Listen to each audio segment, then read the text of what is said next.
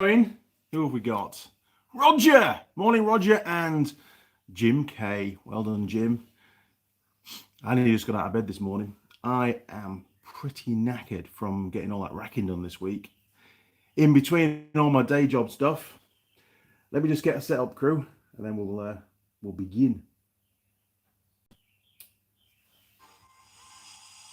There we go. Right, we'll wait for a few more to pop up. So if you've got any questions, now is a good time to ask.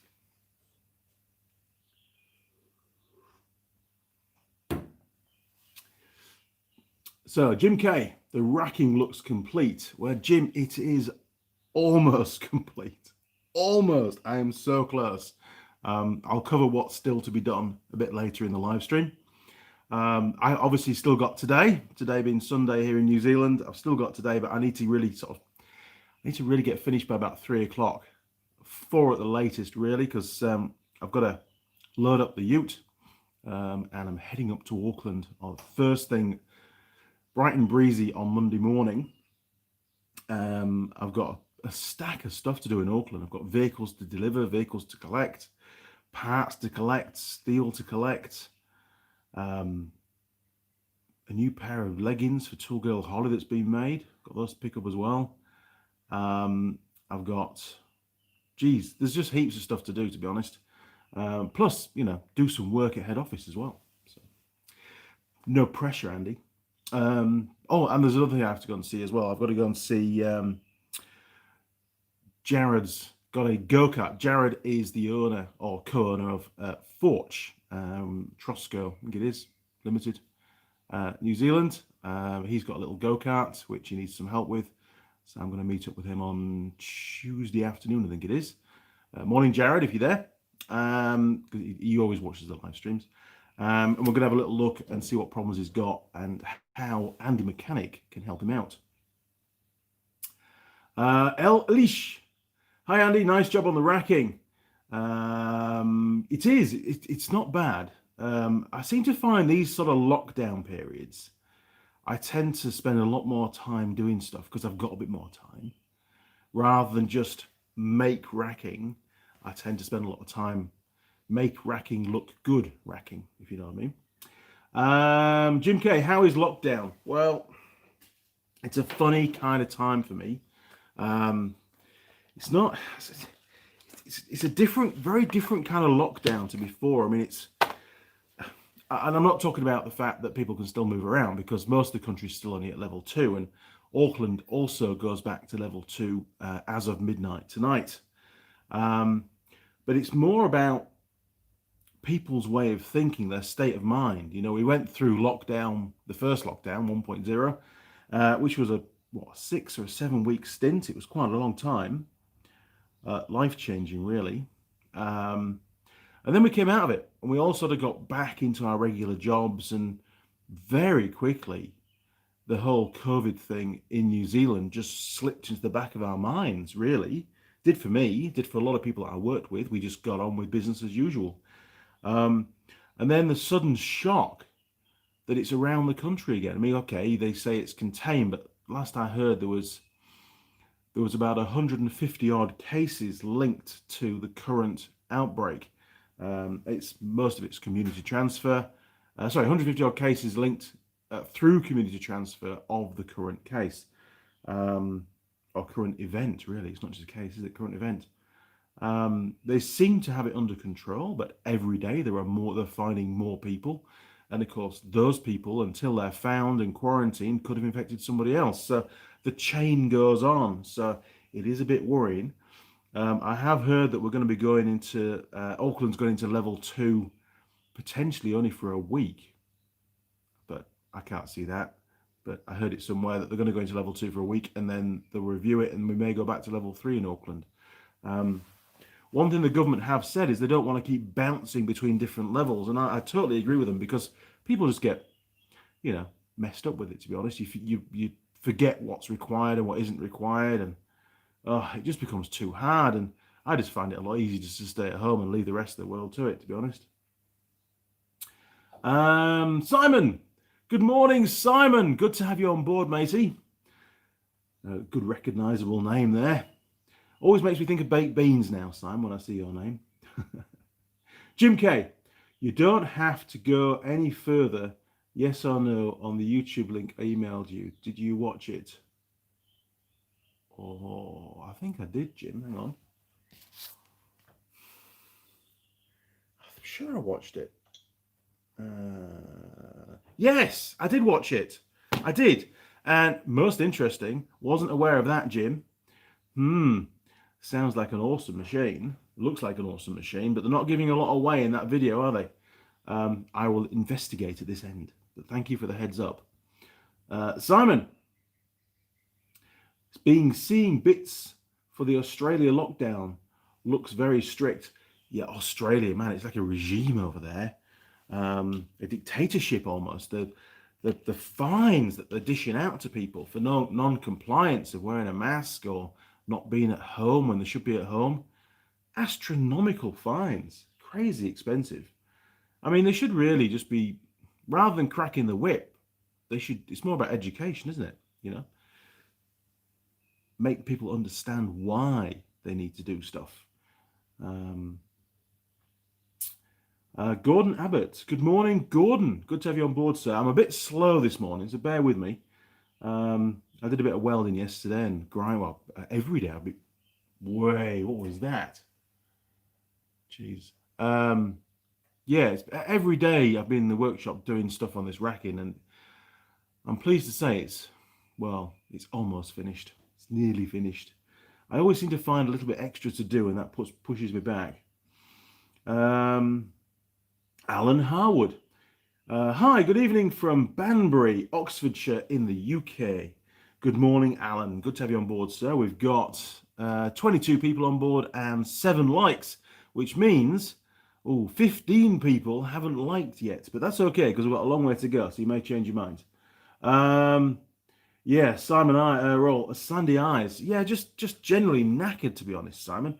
Up early in the mornings, getting emails done for work, up until sort of late morning, sometimes lunchtime, get outside in the afternoon, cover the phones, do more emails, do some, steel cutting, welding, drilling, lots of drilling, moving boxes around. Man, honestly, the amount of stuff that was on that racking was just unbelievable. I got it all pulled off. I did it in stages because I knew there'd be quite a bit, but it just filled the workshop. I had nowhere to, the bench was full, the steelwork bench was full, all my trolleys were piled high with stuff, the motorcycle workbench was piled high with stuff, I had stuff on the floor. It was just, I hate seeing my workshop like that. Really just bugs the crap out of me, so I wanted to get it all done. But the stuff on the racking, it's just been thrown on there, to be honest. It's just to get it off the floor last night. It's not fully completed as regards the bracing that I need to do. I got one done yesterday. I did the prototype, made that up and painted it and fitted it, and it all works brilliantly. I'm very happy with that. The downside is I've got 4 more of those to make.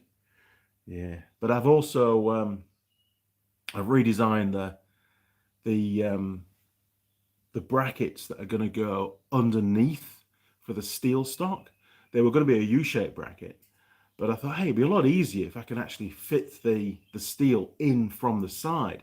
So it's just going to be a very strong sort of L-shaped bracket with a little tiny lip at the end. And then that way I can put the 6 meter length in, from the side rather than have to feed it in from the end. All these little things that you think of while you're asleep.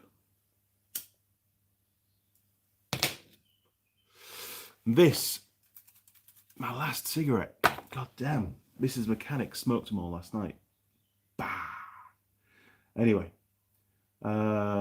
Jim K. I heard in Saudi Arabia, 50,000 something or others for a fine, no mask. Oh man, that's just ridiculous. But I don't know what the state of play is over there. I mean, have they got many cases? If there's only 1 or 2 people, it's not really I can understand that it's really important that they wear a mask, obviously, but I don't know how many cases they've got. Daz323323. Hey Andy, hope you're coming. Hope you're coping with lockdown. I am. I mean, I seem to cope by just going out into the workshop and beavering away and making stuff. Needless to say, yesterday I'd run out of steel for the brace. I've got some really light box section that came off some motorcycle crates. It's just not strong enough. I ummed and ahed, and it would have been a really easy option to have used it, but it's like, nah, it's just not strong enough. I even considered using some half shafts.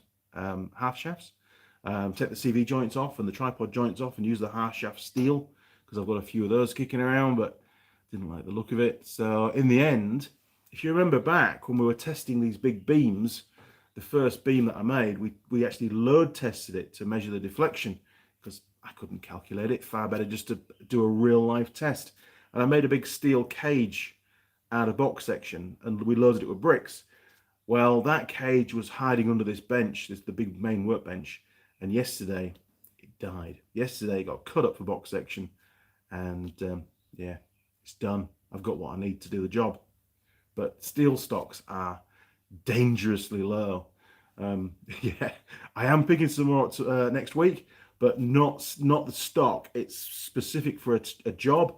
I won't be restocking for steel until really probably next payday, which will be middle of September. Jeez, a couple of weeks.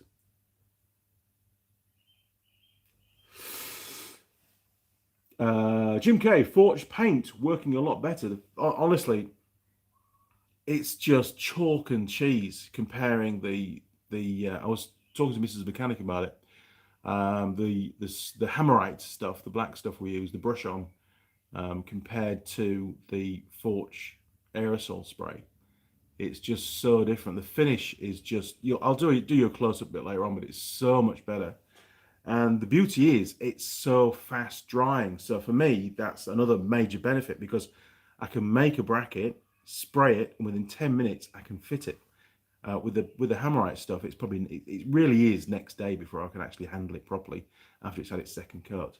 I think the Hammerite's fine for preventing rust, not an issue. It's nice and thick, it's pretty gloopy, but the finish, it sort of makes a mockery of cleaning up the steel, to be honest. Why bother when you're going to get that kind of finish at the end of it anyway? So I'll bear that in mind for next time. I'd rather clean it up and spray it, but I couldn't do all that with the aerosol cans. I'd have used way too many. It would have been such a waste.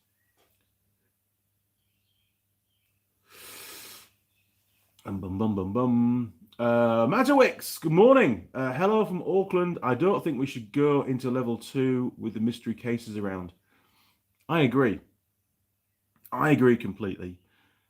We attempted to get rid of it, first time round in lockdown 1.0, as I call it.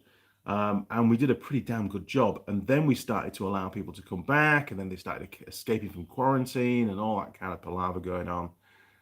And then somehow it got here. They don't quite know how it got here for the second time. And now I think there's still too much around. I think level 3 should continue, to be honest.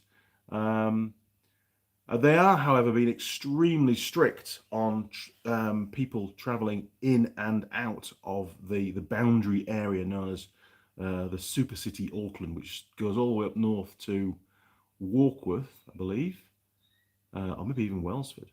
Maybe as far as Wellsford, I think, and then all the way south, maybe to Pukekohe or somewhere like that. It's a big area, and it does chop the North Island in half. You can't get to the upper North Island without a permit. You can't just jump in your car and drive there. They won't let you through. Lots of applications for exemptions to travel are being denied. I got one of the motorcycle dealers just north of the border. So just north of Wellsford were denied, even though they're servicing essential service vehicles on the other side of the border. The government wouldn't allow them to travel to go and do that. So they're being extremely strict, unfortunately, or fortunately, whichever way you look at it. Simon, cut down half shafts make awesome drifts and big punches. They do. I've got quite a few stored away that will be no doubt used for various bits and pieces. I'm not going to throw that kind of steel away. They're too good. Matterwicks, are motorcycle part supply becoming a problem? Yes, and an excellent segue, and it wasn't staged. I'm going to jump to number 5 on my list. I As you know, we've got Tool Girl Holly's farm spec DR200 to do all the work on. I haven't even started it yet. I've been way too busy doing the stuff. And with Alan's CB750 as well, there's all sorts going on there. There are parts, ignition parts on order. They haven't yet arrived. They're going to be another few weeks. I had intended to do some filming today. It's not going to happen. I want to get the shelving finished because I need the workshop to be in an operational condition for later on in the week, or certainly next weekend when I've got a lot more work to do fabricating for a paid job. So Tool Girl Holly's stuff, I haven't got the list in front of me, but we've got all the parts are ordered. Some parts are genuine, things like foot pegs and foot peg brackets and bits and pieces because they're all worn out on it. And you can't ride a bike with foot pegs that are drooping down at like 30 degrees. Your feet just slip off and then it's just, should probably fall off, and that wouldn't be fair, would it? So they're all ordered.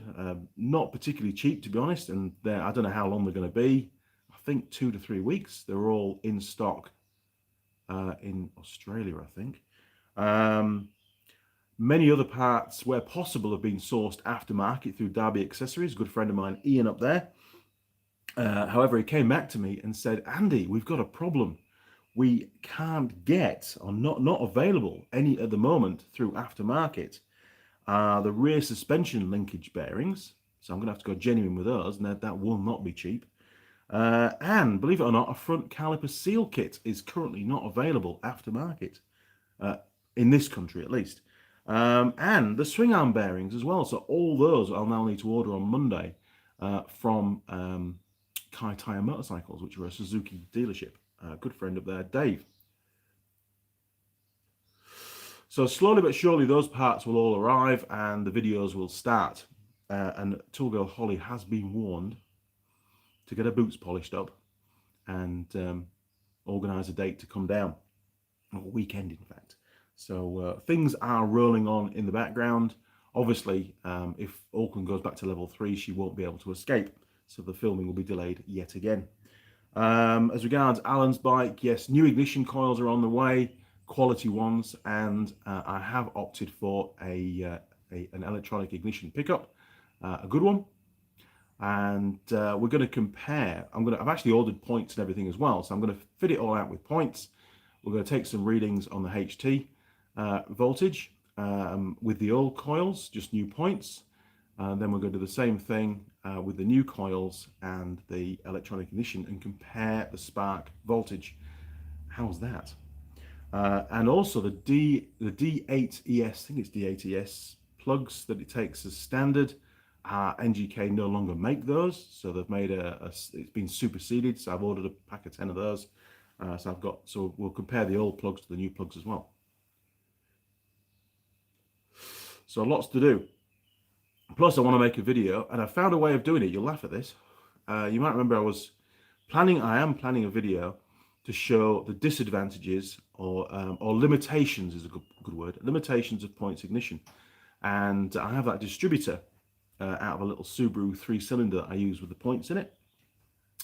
And I was trying to find something around the workshop that would spin it up fast enough to get the points to exceed their maximum RPM, the maximum opening and closing rate. And I haven't got anything here, so I was going to plan to make a jig, and then I spotted a Makita die grinder that goes up to 25,000 RPM. So I've got one of those coming, and that will most definitely cause what I need to happen and capture it via the scope. So I've got things planned. It's all coming together, slowly but surely. But yes, everything is very slow delivery at the moment. I even ordered some more nuts and bolts from Asmus earlier in the week. Only a small package, still hasn't arrived. They sent it out on Thursday. I was expecting to be here Saturday because we get post on Saturday. Still not here, but I've managed to work around it. So they'll just go into stock, so they're not urgent now. Although there is a countersink bit on its way, which I do need for the job later in the week. So hopefully we're here by then. Now then, where are we? Oh, hang on. I've got to scroll up. You've all been chattering away without me. Oh, there we go. Alan Harwood. The absolute best thing in DIY maintenance is to adapt and overcome the problem. It is, absolutely. You've got to find ways around stuff, and certainly doing the racking and stuff. I only had very limited amount of steel here, so I had to use what I had. I had purchased some for the racking, but as always, when you sit down and plan it, you don't, or at least I don't. You don't think of every single component. And sometimes, it's as you're building the whole thing up that you realize, oh, I need a bracket there, or I need a brace here, or whatever. And you've got to, dig deep and work out what you can use that's in stock. But so far, we're doing okay. But like I say, there's very little steel. The bench where I keep all the cut-offs and stuff is looking pretty empty at the moment. Jim K. I've used ATV crates for small projects. That square tubing is kind of handy. It's very handy. We have so much of it. Do you have access to the same? Yes, I can have basically as much of that as I want. I've got stashes of it all over the place in the various sheds. The only downside is it's not coated, so if you put it somewhere damp, it will rust pretty quick. Matawix, it's horrible in Auckland with everyone wearing surgical masks. I feel uncomfortable. Don't want to go shopping. No, me neither. And I don't have a mask at the moment. I'm going to have to check what the rules are for when you're out and about in Auckland, because that's going to happen tomorrow. So I'll have to find something to wear, I suppose. We'll work something out. I have got a buff, which is a motorcycle, like a tube thing that you wear around your neck that you can put over your nose. Maybe that's going to be good enough. I don't know. I think it's got KTM on it though. Won't go down too well. Matawix, so there must be loads of bike parts at Wreckers. Yeah, I suppose there is. There will be. And I mean, I have got other bikes of the same model here for parts, but if I'm going to do a bike up and try and get it into a fully usable condition, and the bike's probably going to end up on the road, that's the plan, then I don't mind spending a little bit on new parts, to be honest, and do the job once, do it right. And then, if the bike, eventually gets sold, then, hand on heart, you can say, well, it's got all these new bits on it, plus I get a pretty good price on the new parts from my suppliers. So I don't mind too much. And, when you're making a video doing it, it doesn't look quite so good when you're putting a second-hand bearing in something. It should be a new bearing, shouldn't it? Otherwise, the comments will just go mental, I suppose. Jim Clark. Evening time from Western North Carolina. Been playing on the track hoe, clearing up after the rain. Track hoe. I used to have an old draught. It was an old military draught that I had. It was pretty rough. I only paid £1,000 for it, and it wasn't very reliable. It was good fun to drive. And then eventually, after I left England, a friend of mine, a farmer, Uncle Jeremy, he had to go and extract it from out of the forest. Yeah, it was in the forest for some reason. Can't remember why.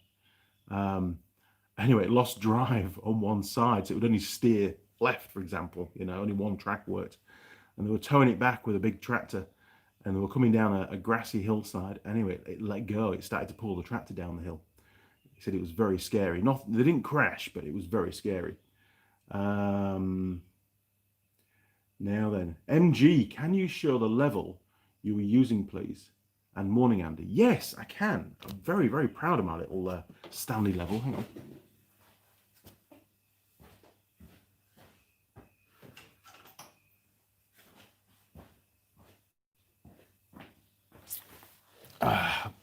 Right, here we go. So I think I got this about a year ago, and it's called a Stanley Fat Max, which is a sub-brand within Stanley. I think you can get rulers and stuff that are Fat Maxes. Now, it hasn't got a model on it, so let me see if there's instructions. Hang on.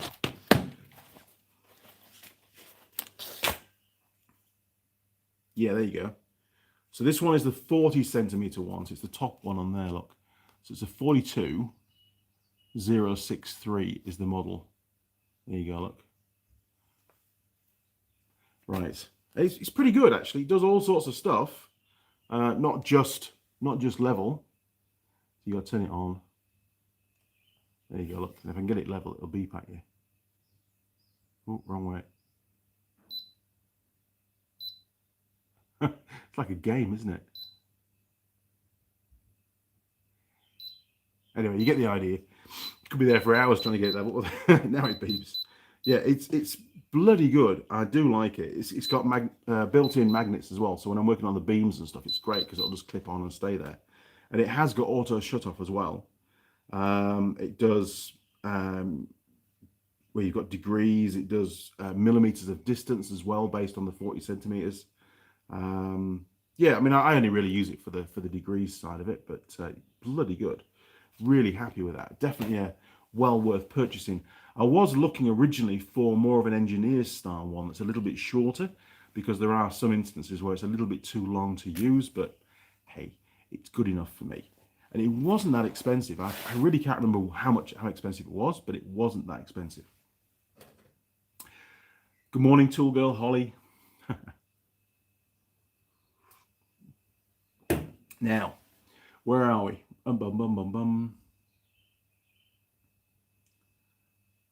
Right, Matterwix, what was the issue with cylinder 2 on the Honda? A valve? We don't know yet. I suspect it is. Obviously, the bike's been parked for a very long time, and some of the valves, when an engine's stationary, are open.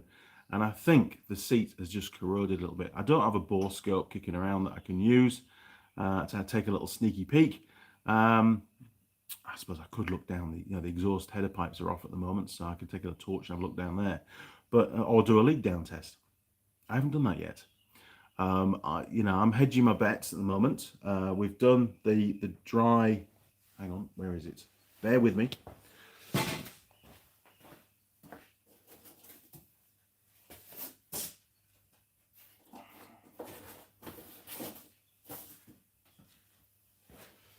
Oh, here we go. Get my notes. Right. So I haven't done a lot with the Honda for a couple of weeks because I've been way too busy doing the wrecking, and that has to take precedence. Now, the final compression test, the correct one, sorry, what I was looking at is the difference between the dry compression and the wet compression between the various cylinders. Now, there's no question that cylinder number 2 is down on compression. But the question is it down too much? That's the point. Because we did find quite a few problems with the ignition system as well, which would also contribute towards poor starting. So I was looking really at the difference in PSI between the dry and the wet. And even on cylinder number 2, it seems about the same. So I think the reason why the whole thing is down on compression is a valve, because adding oil to the cylinder wouldn't change that.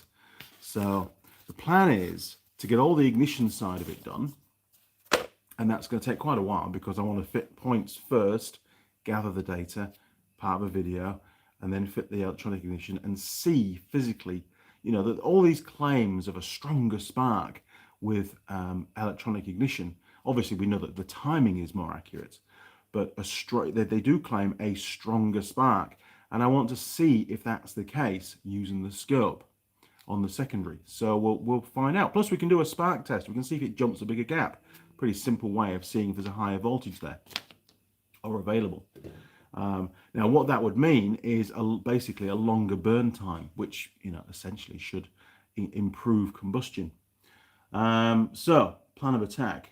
We have a plan. I just need the parts to do it. Simon, what size is the piston on the caliper, Andy? Got a good stock of them at the minute. We'll post you some. Okay, Simon. Right. What I need to do then is, I don't know what size it is yet. I'll have to pull the caliper off the bike. I'll do a quick video of stripping it down, and we'll do some measuring, and I'll let you know. I might even be able to get that filmed today and up on the channel for you in the next few days. But I don't know what size it is yet, Simon. I haven't actually rebuilt one of those calipers yet, because the one on Tool Girl Lilli's bike was fine, so I didn't need to pull it apart. Appreciate that. Thank you. Matterwix, yes, you can wear the KTM scarf. Any face covering is fine, but only mandatory on public transport and maybe in some shops if the owner insists. Right. Well, that's good to know because I won't be using public transport. That's for sure. Um, so yeah, I'll take it up with me, and I've got it just in case. I know where it is. It's in my crash helmet somewhere, which is in the house. Right. Because if I keep crash helmets in the workshop, they get filled up with spiders. I don't like spiders. I really do not like spiders. I had one on my leg the other day. Oh man, made me jump. So thanks, Matowix. Appreciate that. Jim Haynes. Well, I'm here, kind of headed home to watch there in a few minutes, but I did take the time to hit the like button already from my phone. What a bloke. Cheers, Jim.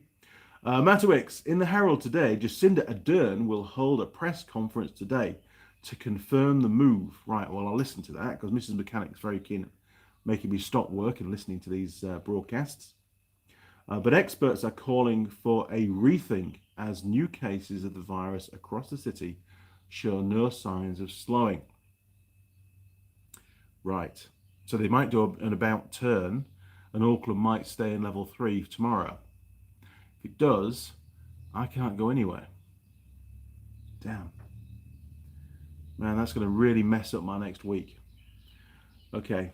Appreciate the information. And yes, I'm definitely watching that broadcast later on today. Shit. Matowix, I'm guessing a valve seat, leaking valve, or the like. Yeah, I think so. I think, the tests so far are indicating that.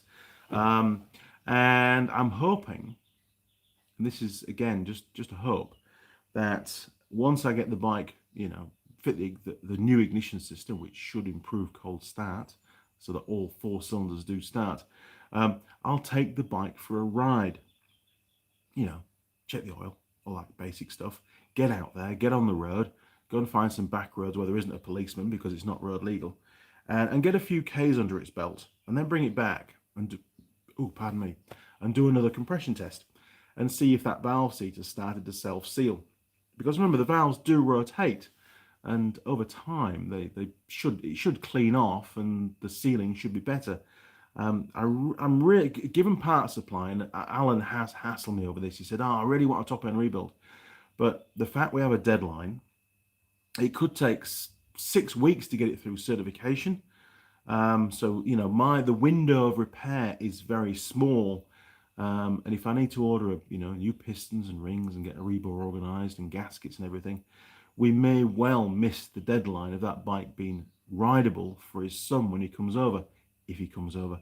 I don't want the bike to be in bits for months on end. I've got way too many projects kicking around that are in that sort of state. Now then, Matowix, I doubt they will change their mind though after businesses, etc., have all got ready for a level 2 tomorrow.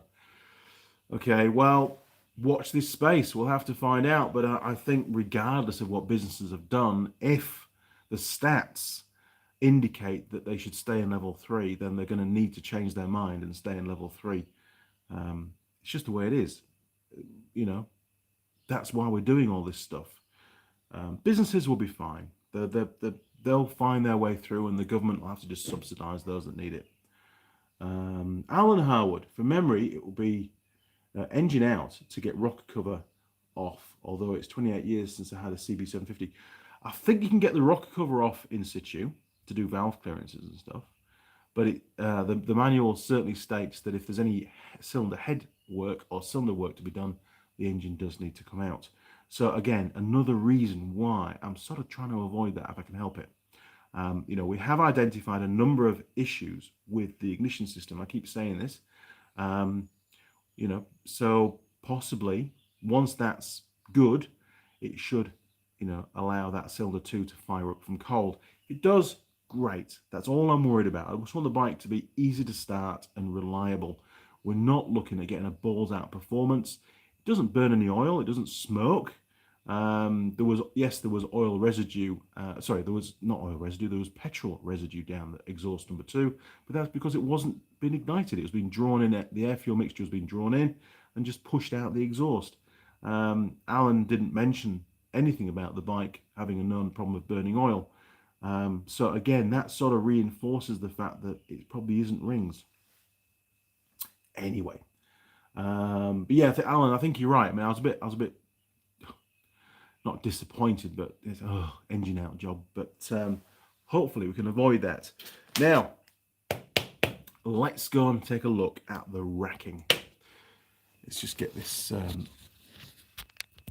get the charging lead taken off, and we're going to turn you around. You ready? 3, 2, 1. There we go. Right. Now, I've been told I have to do this slowly. In fact, hang on. Let's do it differently first. Let's do your panoramic view. So I'm going to go around this way. Right. It's very jerky, isn't it? Sorry. I'm going really slowly. I did set the tripod up just to give you a nice panoramic view. Oh, look at that. Professional. Okay, just going to adjust the camera slightly. There you go. Right. Nice and slow. Here you go.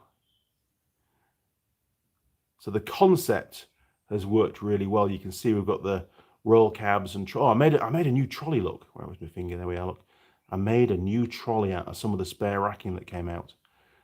So I've got 2 trolleys now, which will be really good for filming. So there you go. And the MIG now is over there. So I've got more room around my other bench. And eventually that MIG will end up underneath where that heater is at the moment. God, I can't get that finger right. Just there, look. So it's all looking pretty good. Okay, right. Now what we need is a bit more of a close-up.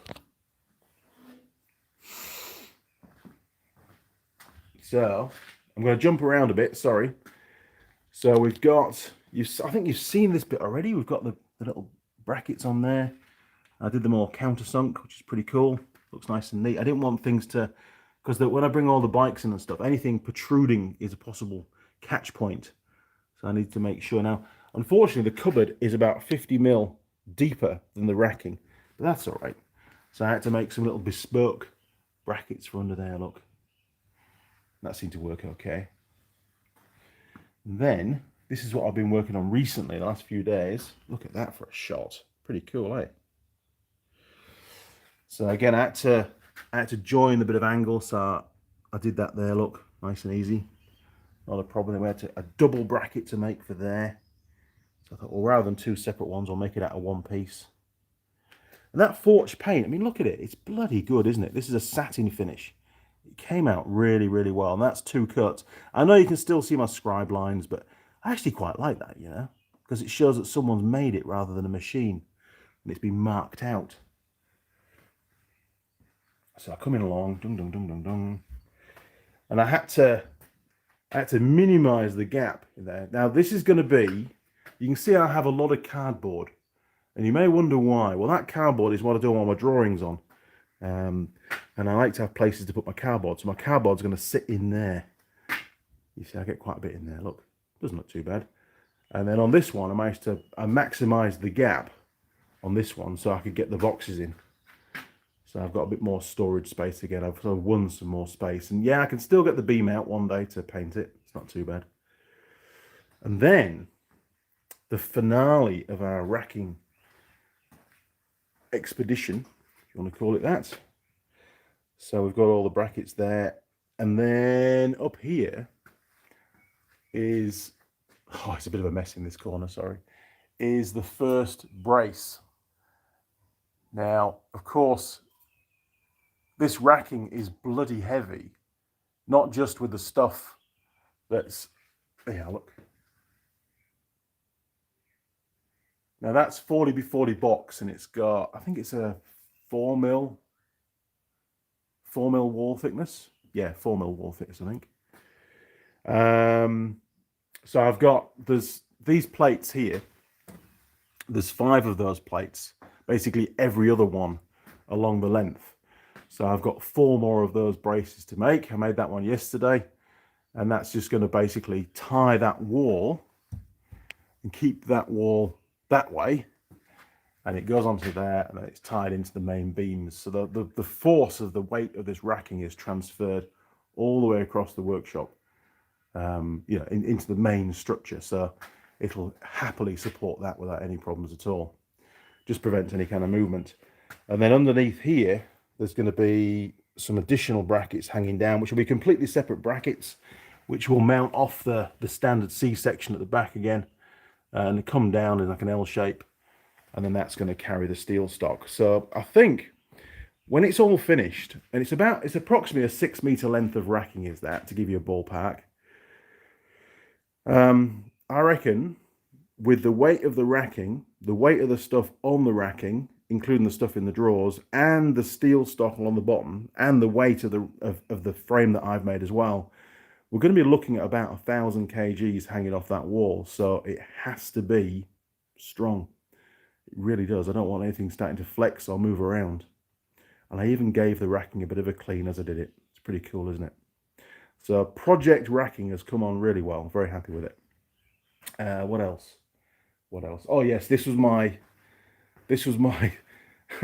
fag packet design for that brace yesterday. I was working it out, and in the end I used a load of these of shock absorbers for the ends of the brace. Just welded them on. Pretty cool, eh?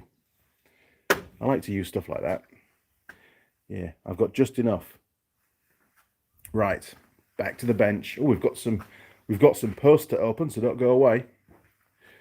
Right, turning it. Oh, one more thing. I haven't finished. Right, the press. It's only a little one, but I have a press. Obviously, you have to have a press. That press is going to go there. So I'm going to extend the C channel again across to the next timber upright. So I've got one more of these bits of angle to knock up and bolt into place. And then I can extend the C section across. And then I've got two over here somewhere. Here we are, look. I've got the last two brackets, which I might be able to cut down a bit. I don't think they'll need the 4 holes. Probably able to cut them down probably around about there. Oh, wrong way. Jeez. And those 2 brackets I'll be able to clip onto the C section. It's sort of quite modular. It works really well. So they'll clip on, probably one will clip on about here, and the other one will clip on probably over here somewhere. And then I can just basically mount the press. The press is a fraction too high, so I'm going to need to cut off about, I don't know, 60 or 70 mil off the bottom, which isn't a problem because most of the stuff I do isn't that long anyway. And then it's going to stand off the racking going up. Now I know it's a long way up, you know, so to use the press I'll need to stand on my step ladder, but that's a small price to pay to keep the floor clear. And believe me, that bloody press, it is so annoying at the moment. I'm always moving it around the workshop and I just trip over it all the time. So I can get rid of the angle iron at the bottom. I won't need that anymore. Great. Good job. Right, now we can go back to the bench. Dum dum dum. Mrs. Mechanic was supposed to go out and buy some more cigarettes. I don't know where she is. Cigarettes and a pie is what I put on order this morning. So I hope you enjoyed the little tour of the racking. We can tick that off my list now, look. So this afternoon I've got enough steel to make the other 4 braces. Yes, other 4 braces. Pretty easy construction. The only downside is when I'm on that one, on the prototype, I welded the eyelets with the bush in, and I had a bucket of water, so I was doing a few welds and then into the water and then carry on. I'm tempted to press the bushes out, but I didn't want to damage them. That's why I didn't press them out of that one. So I might press one out and see how easy they come out. But yeah, I might get them in paint today. I probably won't. I'll probably finish it next week, but I can't fully load up the racking until all 5 braces are in place. I don't want things to bend or flex. So I'll just got to put up with the workshop as it is for a little bit longer. So let's go back to the questions. Bum, bum, bum. Matowicks, they made an announcement this morning encouraging people in South and West Auckland to go get tested on the COVID website. Shit. Simon Roll looks very smart. Thank you, Simon. Appreciate that. Matowicks, all South and West Aucklanders to get tested. Wow. Not looking good for level 2 tomorrow. No, it's not. I think they're doing a last minute snapshot of how, you know, if they find a shitload more cases due to that testing, they're not going to go into level 2 by the looks of it. Matte black, as in the paint.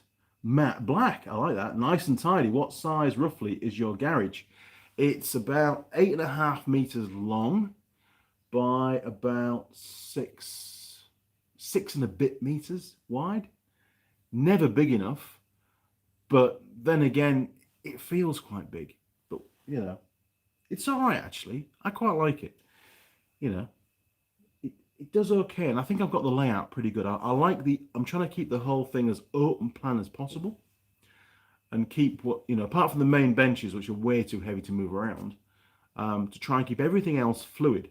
It's not just for cleaning purposes, but so I can have floor space where I need floor space. That's a good way of putting it. Very important. I think the smaller your workshop, the smarter it has to be laid out. Alan Cook. Hiya, how's things? Things are not too bad, Alan. I'm pretty knackered from the week, to be honest. I was hoping to do a video on Alan, the next video on Alan's CB750 today. It's not going to happen. It's going to have to wait till next weekend, unfortunately. Especially now. Oh, the caliper. Hang on. I need to make a note. Hang on. Simon.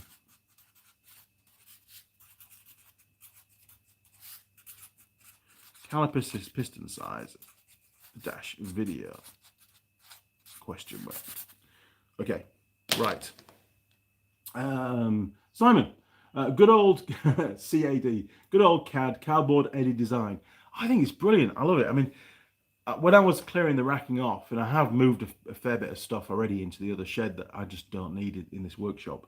There was stacks and stacks of cardboard of the old drawings of bits and pieces around the workshop that I'd sort of penned up, and I was throwing some of them away. And Mrs. Mechanic's like, "You can't throw those away. That's a bit of history on the building, you know." And so we kept some of them, kept the better ones, to be honest. But yeah, they take up a lot of room. And what I'm trying to also do is make the workshop as fireproof as possible, because one of my biggest worries is, doing some welding as the last job in a day, packing up, going inside, and a fire start in the workshop. There could be a bit of oil on a rag somewhere underneath a bench that a spark's just got on, and it could just smolder away for hours before it catches light. So I'm just trying to be sensible about it and try and keep things as safe as possible. I'd hate for this place to burn down. I mean, the less combustible stuff there is in the workshop, the less chance it has of burning down. And I'm very conscious about where I keep my old rags, and I'm always sweeping up, especially if I've been doing like cutting wood and stuff, getting rid of all the sawdust. Matowix. Irvine's frozen steak and cheese pies taste just like a Georgie pie at Countdown for $6 for 6 pies. Ben eats those like by the dozen, to be honest. He's always buying those 6 packs of pies out of the freezer aisle. They're not bad for what they cost. They're not bad at all, to be honest. Matt Black. Awesome. I'm about to build a new one and can just about fit a 7 meter by 8 meter. So that will be plenty of room. Good to see it in use, lol. Yeah, 7 by 8 will be fine. It'll be basically the same floor area as this workshop, give or take. And it's certainly big enough for everything I need to do. My biggest problem is storing vehicles. Every morning when I come outside, especially when I'm filming, I have to completely empty the workshop and get all the bikes out before I can start work. If I'm filming, I might leave, obviously I might have a bike in the workshop, or I'll have 2 or 3 bikes, but they can't be of one particular brand. And most of my bikes are of that brand, so they have to go outside, out of sight. They're not allowed in the workshop, or on the video, should I say. So it takes me probably about 20 minutes to empty the workshop, and maybe another 20 minutes to bring everything back in again at the end of the day. Reminds me of working in a motorcycle shop, because that's what we used to do every time we opened up, Simon Roll, maybe look into an ASL type fire system. Ansel. Yeah, I might need to do something, certainly. I think I'll be planning that maybe when I do the wiring, because we've not done the wiring yet on the workshop. There's still all of that to do. Further down the line, I've sort of blown the budget again recently on all that racking steel, but we'll get there. Alan Cook, what about stickers sorted? Stickers. Well, That's something else I've got to pick up on Monday, if I can get into Auckland, is I've had 100 limited edition stickers done in fact, it's a sticker. If you've watched any of the recent videos, you know the little tiny Andy Mechanic logo in the bottom left-hand corner of the screen? Well, every now and again, Tool Girl Lilli pops up, and she's sort of stood, over the logo. I've had a sticker made of that image, obviously much higher resolution. So it's got the Andy Mechanic YouTube logo on there, and it's got Tool Girl Lilli looking her finest in her boots and her leggings and stuff. And it's about 100 millimeters wide as a sticker, and from memory about 96 tall, and it's sort of cut out in a shape. So I'm picking those up on Monday, and I'll probably make them available to you maybe next week's live stream. We'll keep it very exclusive, I think. They're not going to go on any kind of website for sale. I don't know how we're going to sell them, or even get them sent out to you. Maybe I won't even bother to sell them. I don't know. Maybe I'll just give them away. But we'll sort something out. Roger Heaps, buying a new place later this year. Wow. Or early next. We'll need some racking. Are you available? No, I'm not. I'm not into making loads of racking. I wanted to make a good job because it's sort of almost the last wall that I can play with. And yeah, pleased about it. I am. It's been... Oh, I've just spotted a missing bolt. Shit. Yeah, I think it's come out better than I planned. It took a lot longer than I planned. And it's certainly strong enough. That was my main concern. And I like the way it's sort of modular. I like the fact that things are adjustable if need be. Yes, and I need to be able to drill some more holes.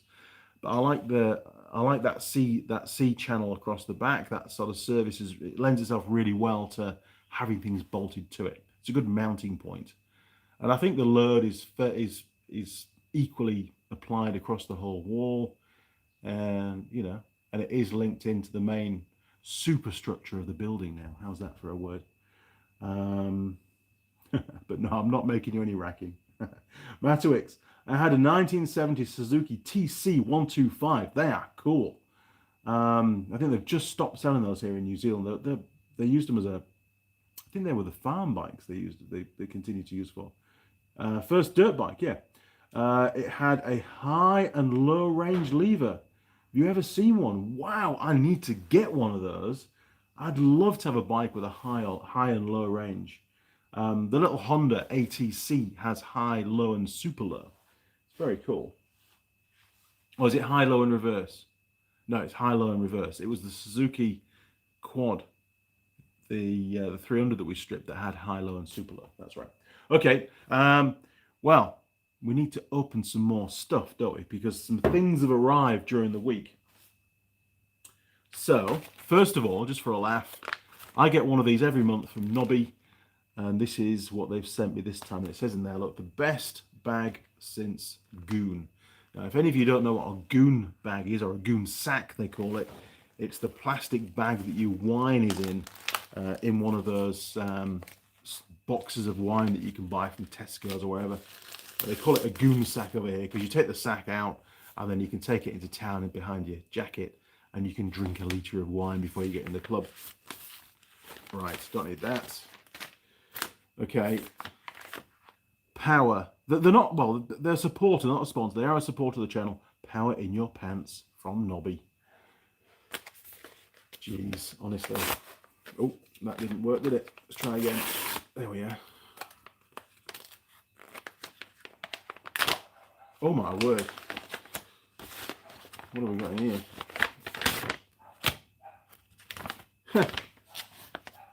Well, these will be bright. Look, oh yes, cowgirls. Look at that. Get rid of the old label. Bloody good. Oh, you guys are envious now, aren't you? Look at that. I get to wear those. Fantastic. Well done, Nobby. Great job. Where's the bag gone? Got to keep them clean. Huh? Oh, come back. Oh, shouldn't have thrown that away, should I? Right, that's those. Done.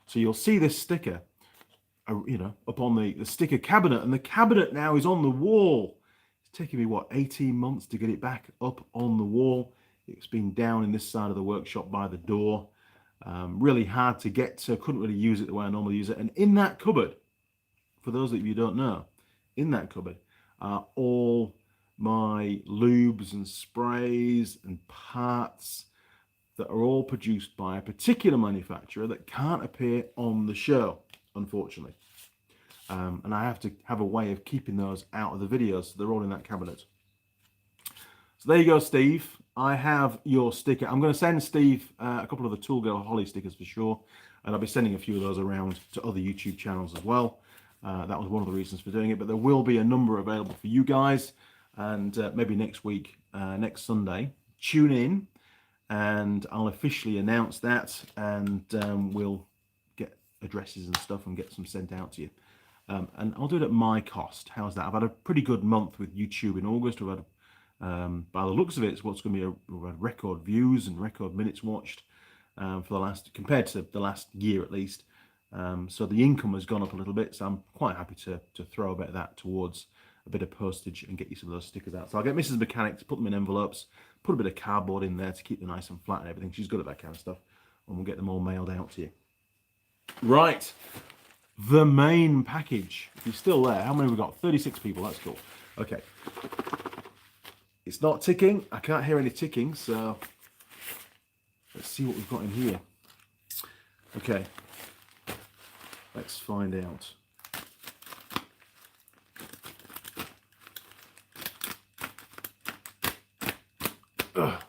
Okay. Oh wow, this looks pretty cool. Is there a check? Oh, there's no check. That's right, they don't take checks anymore. Right. Opening it very carefully.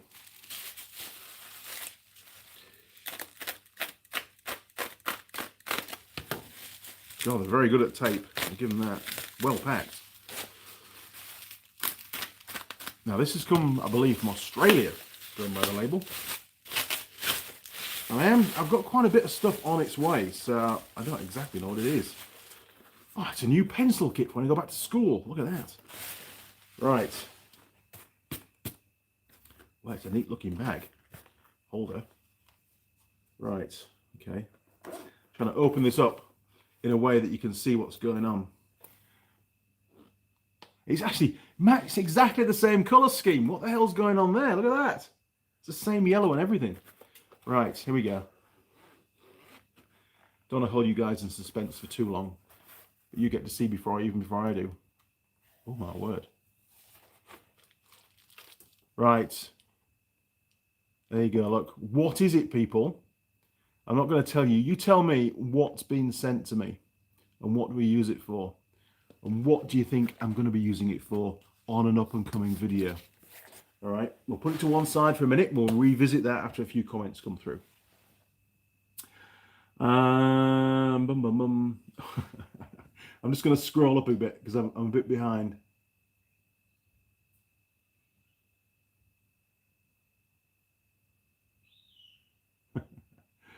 Okay, Matawix, your wife will love those.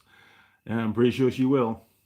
Alan Cook, can you send me some stickers? Alan, of course I can. That's not a problem at all. Tune in next Sunday. I think next Sunday may well be the last weekly live stream on a Sunday. It may have to drop down to fortnightly. We'll see how things go. The reason why the reason why I'm still doing live streams weekly at the moment is the undersealing job for the batch of ROVs that's in the pipeline was due to start last week. Well, this week just gone. This week, Thursday, I was supposed to go up to Auckland and pick them all up. I'll pick 2 of them up. All that's been put on hold. Nothing's going to happen for the next few weeks, I don't think. I'll know more tomorrow when I'm at head office. So, yeah. Plus, the underseal hasn't arrived yet, so I still couldn't make a start. Peter up at 3M in Auckland, the sales manager there, I believe he is, He's organising some for me, but it hasn't yet arrived. Now, Simon, think you need to send them knobby knickers to Bodget and Leggett when you see his next video. I'll check it out. Thanks, Simon. John Tyson, hey Andy, mug finally arrived. There we go, 10.5 weeks.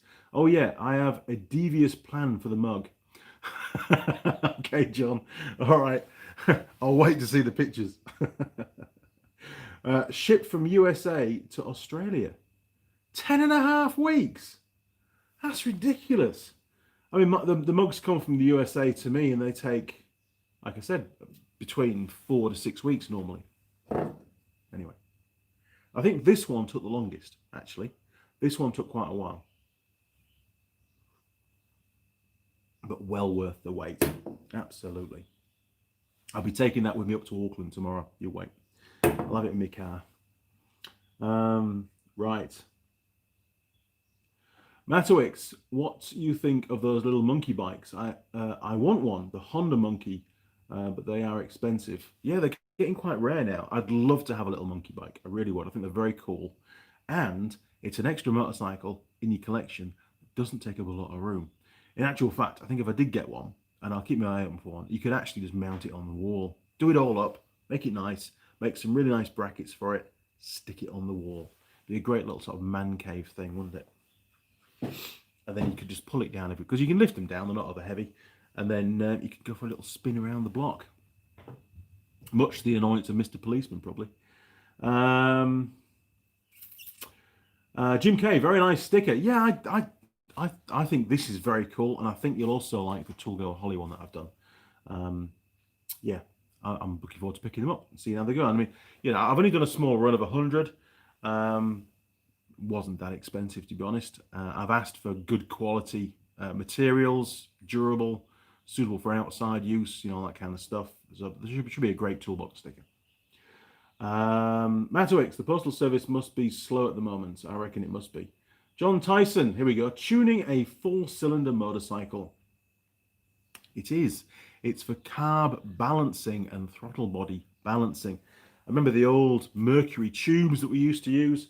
Well, this is, and I'll dig it out of the box a bit more now so you can see what's going on. This is a digital way of doing it. And I saw this on Facebook. It had been advertised on Facebook. And I thought, wow, that's pretty cool, because obviously I'm working on a 4-cylinder bike at the moment, and I could really do a one of these for that video for when I come to balancing the carbs. So you get obviously some vacuum pipes, good long ones as well by the looks of it, and you get the Raytech. It's made by a company called Raytech. I think they're based in Australia, and that's the serial number of the one that I got sent. And I mean, you see the details there. Look, they are. Look, it's actually focused for you, so you can go and check them out about what this device is. And not over expensive. And I must say, this one was sent to me free of charge, on the premise, on the agreement that in the video, when I use this on the CB750 to balance the carbs, and we need to make sure that compression's about right for that, don't we? When I come to balance the carbs, that I cover all the features on the tool. So yes, I will. And we may even do a separate video just on this tool as well. It comes with all the instructions, which he sent me through as a PDF as well. So I should be able to use some of the imageries from the PDF in the video of using the tool.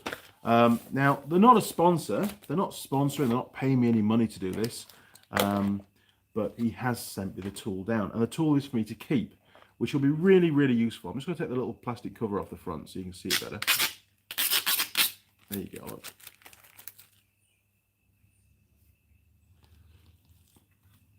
Ta-da! So you've obviously got the 4 little scales up here, look, and it gives you the value, numerical value here as well. So very, very cool little tool, very simple, but extremely useful. And you can actually damp out the, from what I was reading from memory, you can damp it out because it's very sensitive, and you can desensitize it to, because, you know, to be able to read it correctly, if these are jumping around too quickly, you're not going to get an accurate reading. So you can actually adjust it and tune it so you can get a more readable reading, to be honest. So yeah, very happy with that. And of course, you even get the little brass adapters to connect to the throttle bodies if they haven't already got little outlets on them. So yeah, very cool. I'm going to have to work out how the hell to get all that back in the bag again, because it's not going to go in straight away. Stick that over there. Pardon me. Where's me pie? Where's me pie, Mrs. Mechanic? And me cigarettes? Holy crap. Should we give her a call? Should we call Mrs. Mechanic? This could be dangerous. Here we go. Let's find out.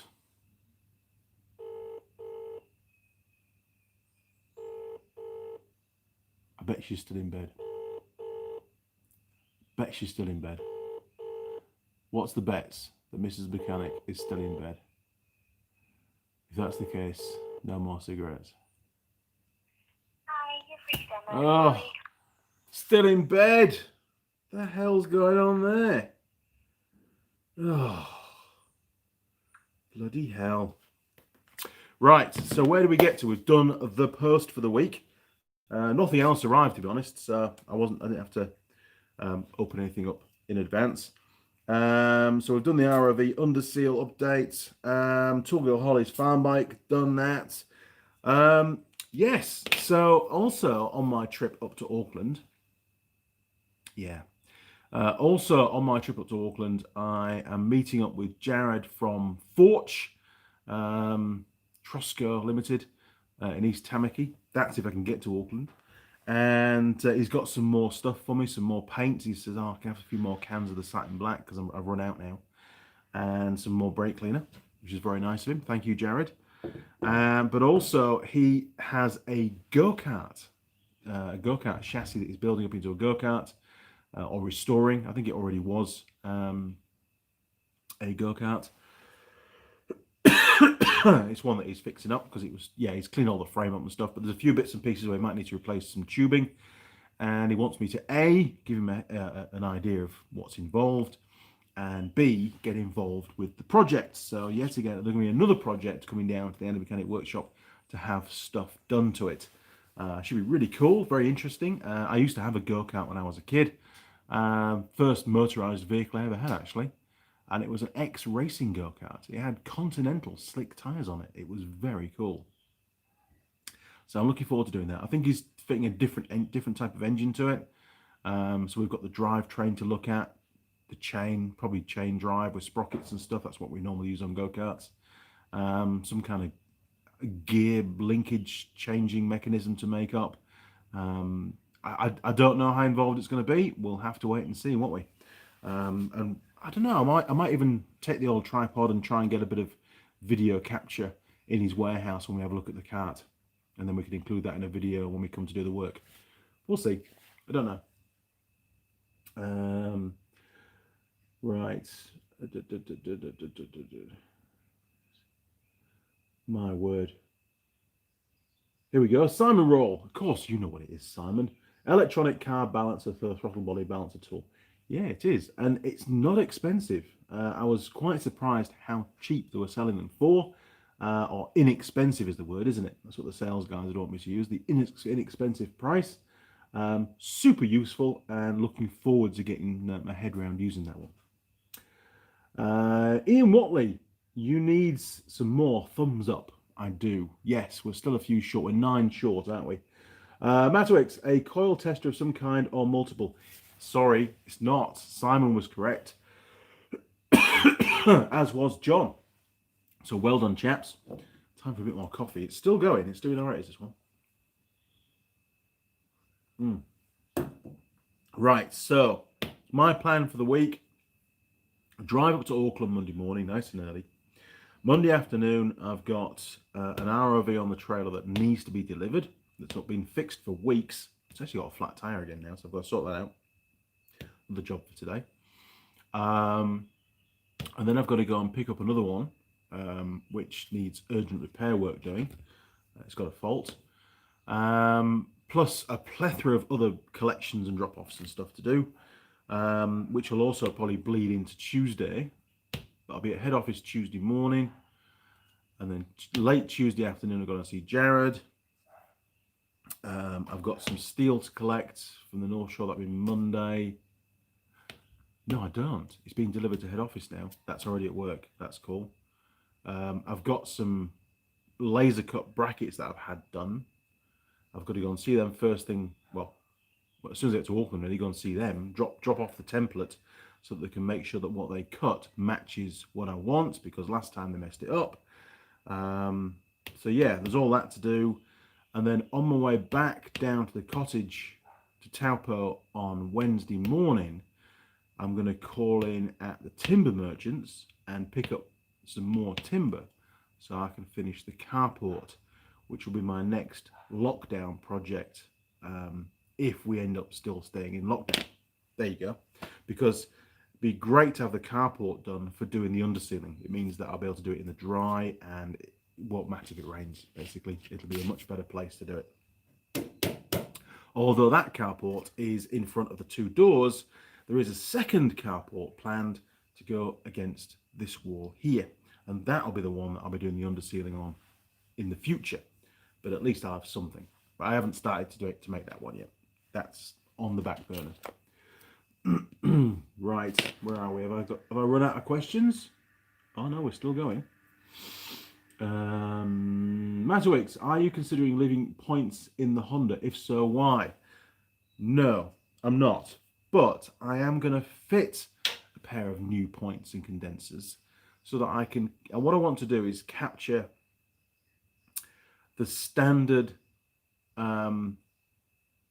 voltage spark with standard equipment. As the bike was born new, okay, the coils are potentially old. I'm going to replace the plug caps, put the oil coils back in, and put new points, new condensers, get the scope on it, take some readings on the scope, use the spark tester, measure the spark gap on all four, and then take all of that back off.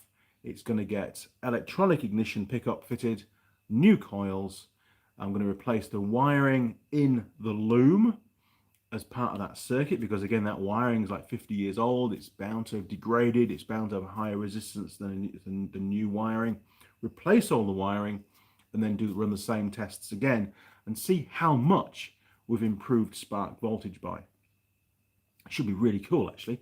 And to see if the claims of more powerful spark from the electronic ignition system that the company portrays is actually true. We'll have to wait and see. I like that kind of stuff. You can read things on the side of a packet and go, oh yeah, I'll fit all that, it's got a stronger spark. But I want to know that it actually has a stronger spark. So we're going to test it, and that'll be interesting. I'll enjoy doing that. Right, Peter Hatz. Analog gauges were always difficult to read as they bounced around. They do. You know, the needles are always doing this, and you sort of, a bit like a Land Rover Speedo, actually. Always up and down. Constant speed, but you're doing between 20 and 50 miles an hour. So you just take an average. At least with those, because it's electronic, you can actually adjust the sensitivity. That's what I was trying to say. So that you can get a more, I won't say a more accurate reading, but you can get a reading that you can actually physically read and compare to the adjacent. It becomes usable.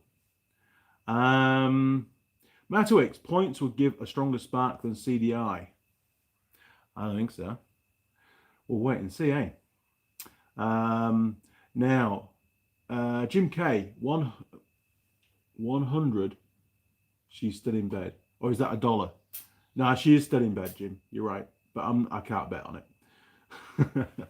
Matterwicks, tell her to buy 6 Irvine frozen steak and cheese pies and oven heat them. I can't get hold of her. She has 2 phones and she never has them with her. I don't know why she has 2 phones. I don't think one. She just uses one of them to watch the internet now. MG, let's go and wake her up. No, we're not doing that. She'd go mental. John Tyson, time to get us. It was one of the Tool Girls, be a different matter, but not Mrs. Mechanic. John Tyson, time to get a small oven for the workshop. Yes, you can get those. Call them little hot boxes over here. like one of those 12-volt ones that four-wheel drive people mount in their vehicles, heat your own pies. That is a legend idea. I need to sort that out. It won't be a 12-volt one. I'll get a mains one because I've got mains in the workshop. But yes, we could do that. So we'll put the pies in, and then as the live stream progresses, the pies will be ready, won't they? And I can have a nice hot pie. That'll be great. It'd be crusty as well, rather than a microwave pie. It'd be nice and crusty. It'd be lovely. Right, pie warmer. I'll get one next week. Hot box, we call them. We used to have one at the old house, but I think Ben's got it now. Jim K, do you have blended fuels there? Our fuels are blended with ethanol here in the States. I don't think so. No, I think you can get specialist fuels here, but not at every petrol station. It's just normal stuff, I think. I could be wrong. I just put it in the tank. Sorry, Jim. I know in Australia they can. There's a lot of there is ethanol available over there as well. I'm sure it is. Mighty Car Mods, they're always using ethanol, aren't they? Now then, Matowix, what you think of them emergency tubeless tyre repair kits with the CO2 canisters? I carry one in my scooter. Yeah, I mean, problem is, if you've got a tubed tyre, there really isn't a very easy or satisfactory or even potentially successful way of fixing your puncture and getting home. You know, not without taking the tyre off, putting a new tube in and do it properly. If it's tubeless, then it's a different world altogether. You can plug the tyre, unless it's a great big gash that's in the tyre. You can normally plug it and reinflate the tyre and get home. I remember on my, what was I riding? Can't remember now. One of the bikes. And it had a nail in the tyre and it was hissing out of the nail. So I took the nail out and I put a screw in there, and it was a bigger diameter screw, screwed it in, and it was tubeless obviously, and it sealed it. It sealed it enough for me to get home. Obviously I put the screw all the way in so it was flat with the tread, and I made it home, and then I took the wheel off and took the screw out and put a plug in it, a proper mushroom plug, as they would do in a tyre repair shop, and it was fine. It wasn't a problem. Fortunately, it wasn't near the sidewall of the tyre. It was right in the middle of the tread. I was a bit annoyed because it was quite a new tyre as well, but anyway. So yeah, Matowix, I think at the end of the day, if you're stranded, anything helps, doesn't it? But if you've got tubed tyres, then it's pretty futile, I think, really. It's just not going to work. Simon Roll, I'd like to see the waveform from the points. Wonder if you can see the points open or not.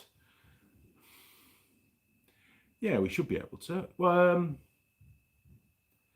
yeah, I was playing around with it a couple of weekends ago, just having a play to see if I could get the points to the cam on the points to spin fast enough to cause the points to bounce, and I couldn't, and I could see the waveform quite clearly on the scope. So yeah, it should be quite an interesting capture, to be honest. I might need to fine tune my capture parameters, but you know, it should be good. It's definitely a learning curve for me because, you know, when I learned about points, I'd never even heard of an oscilloscope. This will be the first time that I've used an oscilloscope on ignition points. DePapier, oh, DePapier is here. Hey, managed to catch the live stream again 3 times in a row. Well, you're very lucky, DePapier, because I'm probably going to sign off in the next, I don't know, next 10, 15 minutes. I am hoping for another coffee, a pie, and another cigarette, but it's probably not going to happen. Now then. John Tyson, 91 here in Oz, is blended, 10% ethanol. I'll check tomorrow. I've got to go and fill the ute up tomorrow at some point, so I will check for you. Matowix, if my scooter has started hesitating when you pull the throttle fast, is it likely to be the carb mixture or spark plug? No, it's most likely carb. Should there be no hesitation if you twist the throttle back? Yes.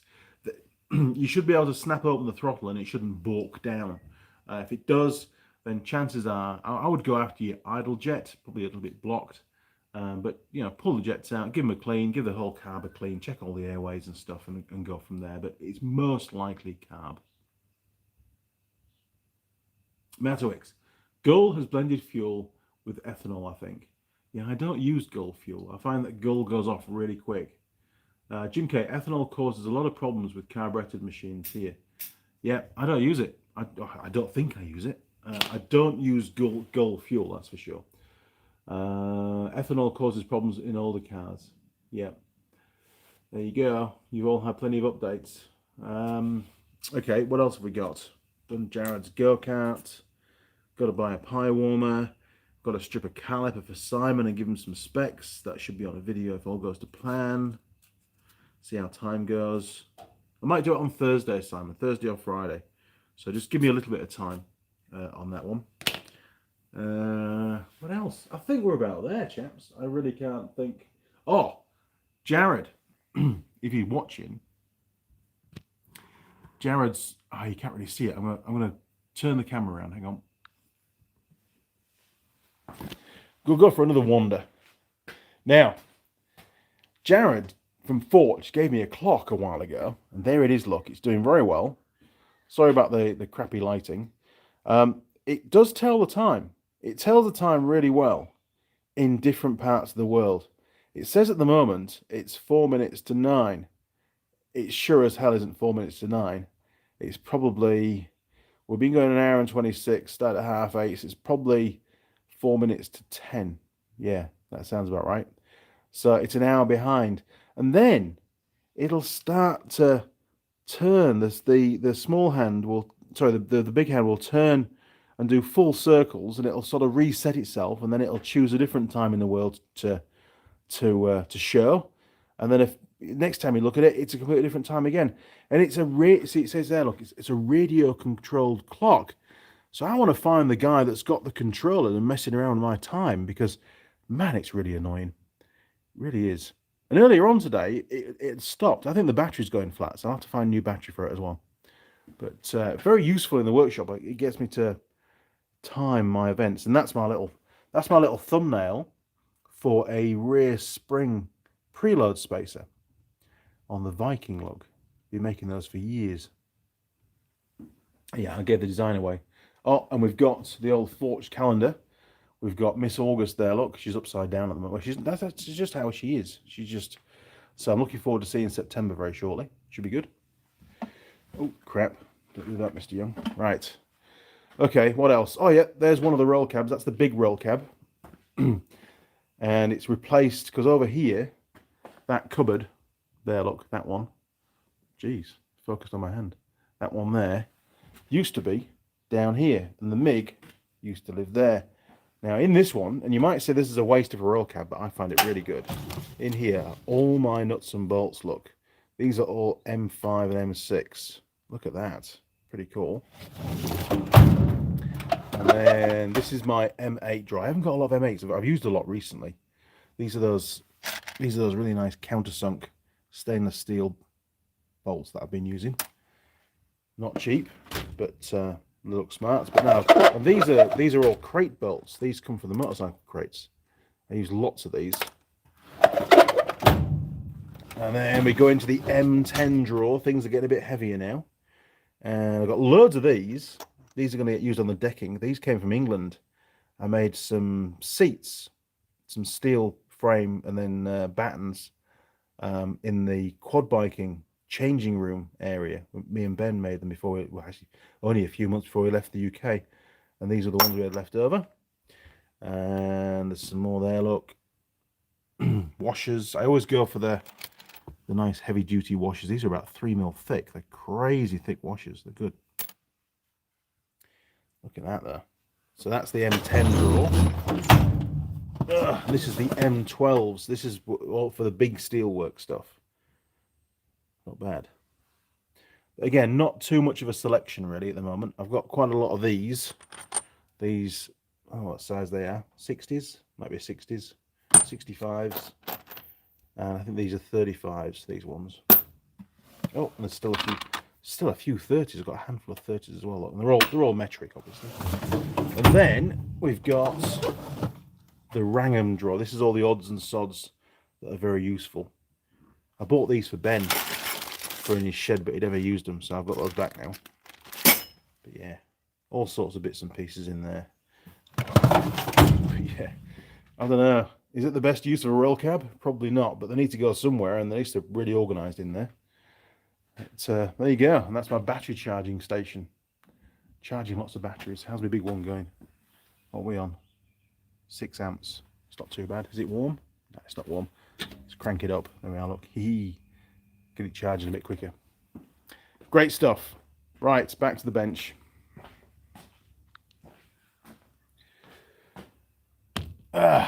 Okay, well, there you go.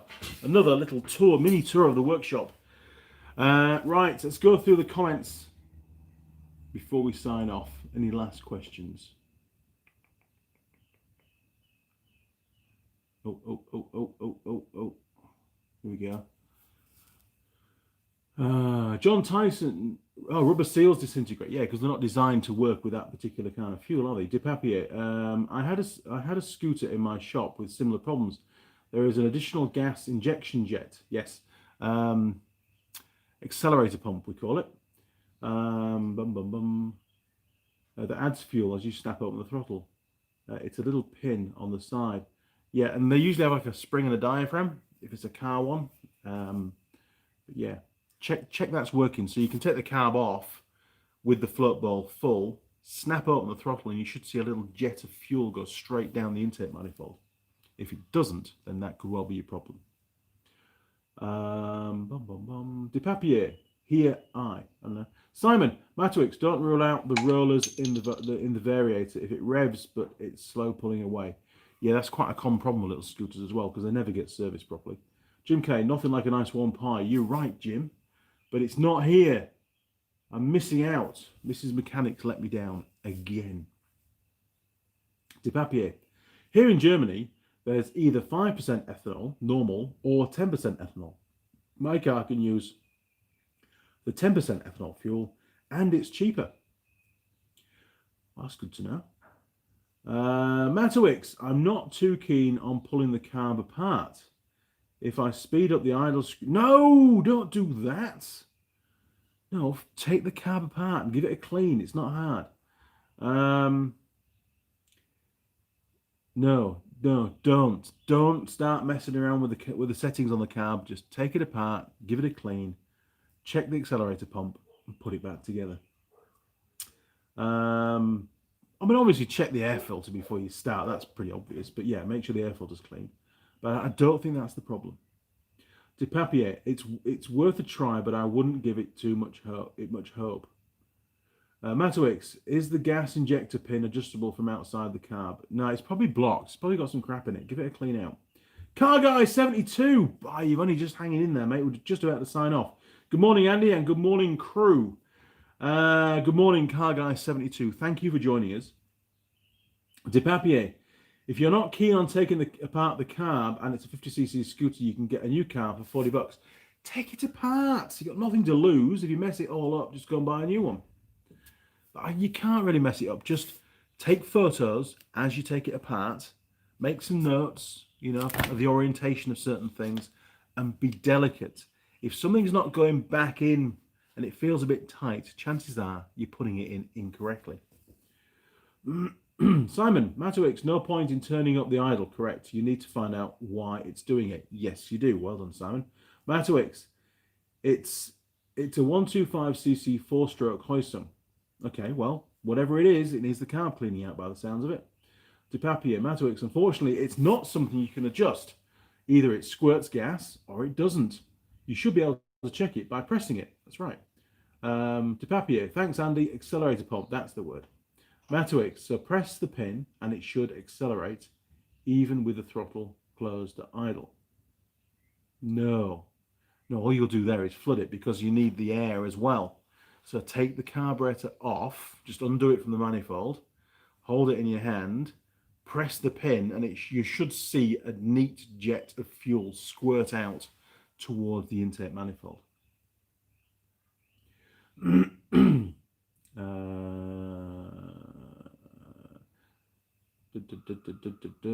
Papier, it will make the mixture richer. It will.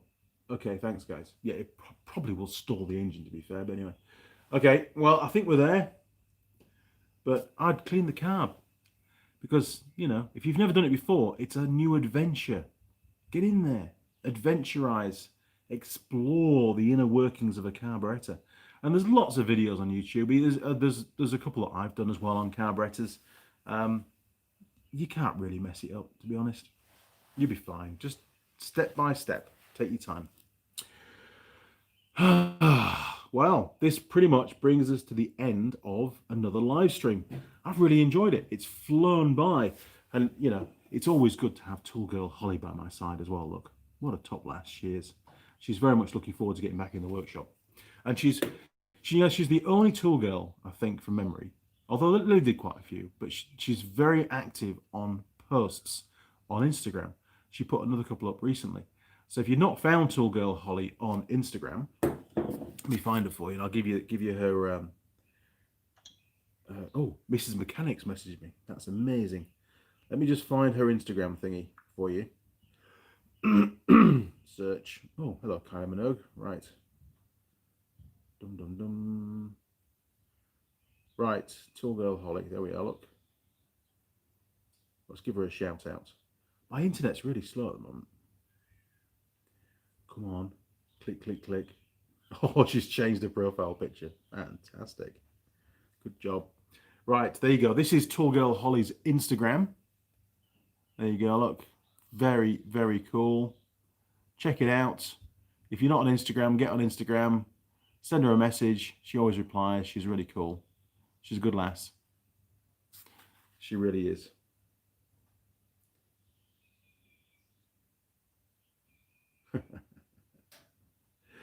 Yeah, yeah. Look, that's when we did the recent video of doing the Meccano build. It's pretty cool.